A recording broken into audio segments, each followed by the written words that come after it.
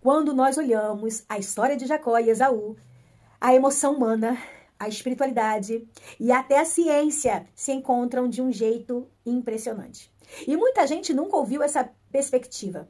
Jacó e Esaú não eram gêmeos idênticos. Isso significa, biologicamente, que dois óvulos diferentes foram liberados e cada um foi fecundado em momentos distintos.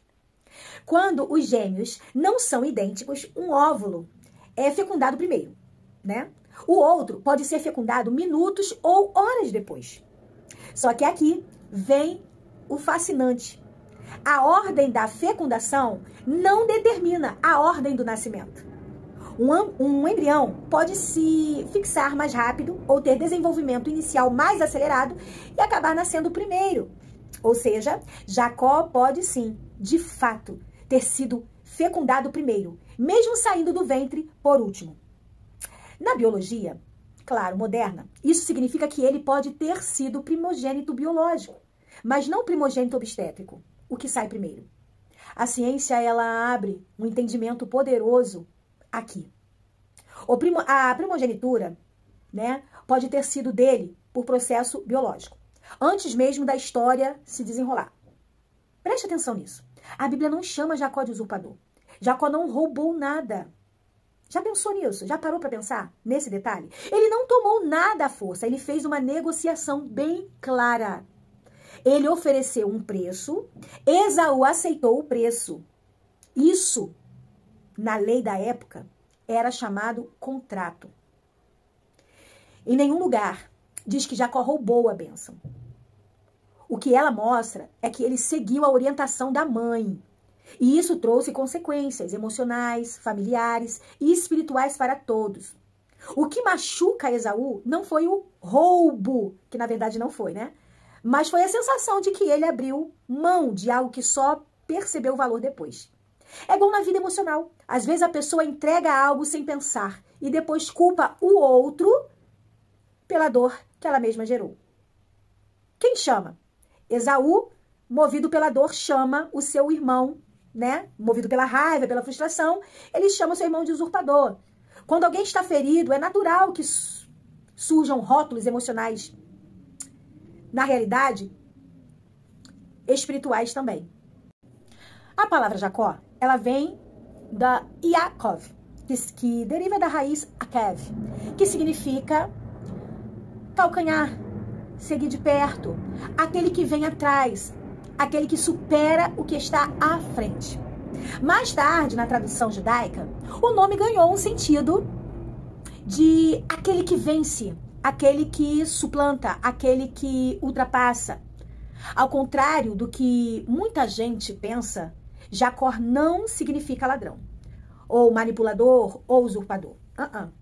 O nome aponta para alguém que persevera, não desiste, segue adiante e ultrapassa obstáculos.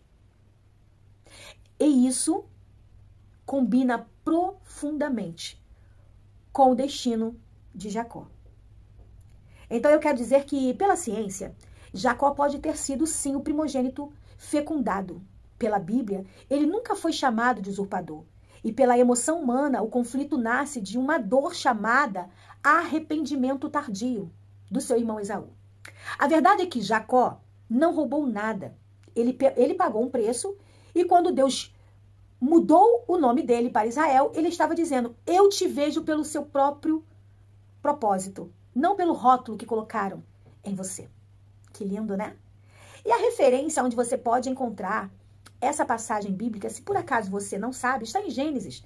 Gênesis capítulo 25, a partir do verso 22. Vai falar sobre a negociação da primogenitura. Gênesis 27 é a orientação da mãe dele. Gênesis 32 vai falar, a partir do verso 28, quando Deus muda o nome de Jacó para Israel. Então, eu queria te convidar para você estudar profundamente e de verdade desfazer essa crença de que Jacó significa enganador, usurpador. Nunca foi. O significado de Jacó não tem nada a ver com isso. Ele não usurpou e ele não enganou ninguém. O único erro de Jacó foi que ele seguiu o conselho da mãe, mas ele já tinha negociado legalmente, pela lei da época, com o seu irmão.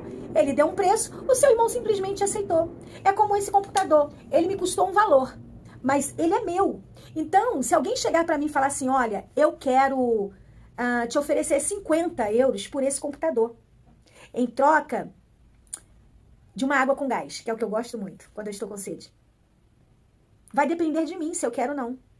Se eu achar que esse computador para mim não tem um valor significante, eu vou falar, tá bom, leva ele, me dá aí a água, eu quero a água agora.